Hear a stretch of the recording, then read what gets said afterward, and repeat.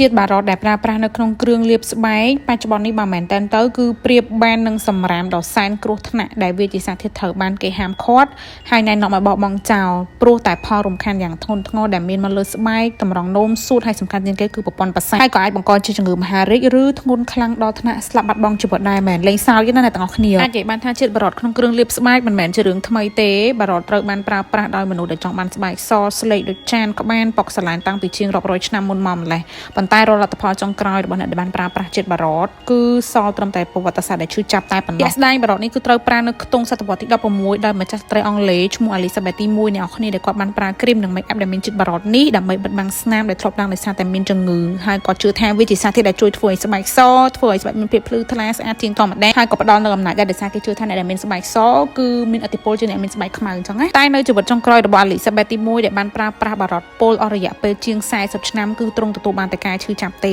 សក់ក៏ជ្រុះអស់ពីក្បាលដែរគឺចំនួនដោយការប្រើសក់ពាក់ហើយសម្រាប់ស្បែកមុខនិងស្បែកខ្លួនគឺមានការរលួយរលែសមានលក្ខណៈប្រហោងមានដុំស្ងួតរលាកខ្លាំងសុខភាពក៏បាក់ទ្រុឌទ្រោមទន់ខ្សោយហើយមានអ្នកប្រវត្តិសាស្ត្របាននិយាយថាទ្រង់អាចដើរបានដោយសារតែរាងកាយគឺរងការបំពុលខ្លាំងពេកមែនតើនិយាយបានថាបារតគឺដូចជាសម្រាប់ចង់មនុស្សជាតិនៅលើโลกគឺគេឈប់យកមកលាបហើយអ្នកទាំងអស់គ្នាអញ្ចឹងសូមមេត្តាកុំចាត់ទុកខ្លួនឯងជាធុងសម្រាប់កុំរើសយកផលិតផលដែលជាសម្រាប់របស់គេនឹងយកមកលាបអ្នកទាំងអស់គ្នាបារតជាសារធាតុបំពុលដ៏សែនគ្រោះថ្នាក់ជាទីបំផុតវាបំផ្លាញសុខភាពរបស់យើងវាបំផ្លាញគ្រួសាររបស់យើងបំផ្លាញបរិស្ថានជុំវិញបំផ្លាញប្រាក់កាសរបស់យើងខ្ញុំនិយាយមែនកុំបន្តឲ្យខ្លួនឯងងប់ងល់រហូតតតែខ្លាចជាអ្នកជំងឺដេកនៅលើក្រែពេទ្យដោយសារប្រើប្រាស់លេបារតទៅទទួលស្គាល់ពីឥទ្ធិពលដ៏គួរឲ្យខ្លាចរបស់វាអាហ្នឹងគឺហួសពេលហើយសូមជួយស្រឡាញ់និងផ្ដល់ការថែទាំដ៏ត្រឹមត្រូវដល់សរីរាង្គខាងក្រៅដ៏ធំជាងគេហើយមានតម្លៃខ្លាំងសម្រាប់ជីវិតរបស់អ្នកទាំងអស់គ្នាគឺស្បែករបស់អ្នកទាំងអស់គ្នានេះស្បែករបស់យើងអត់ស័ក្តិសមនឹងទទួលស្រូបផលិតផលមានបារតទេ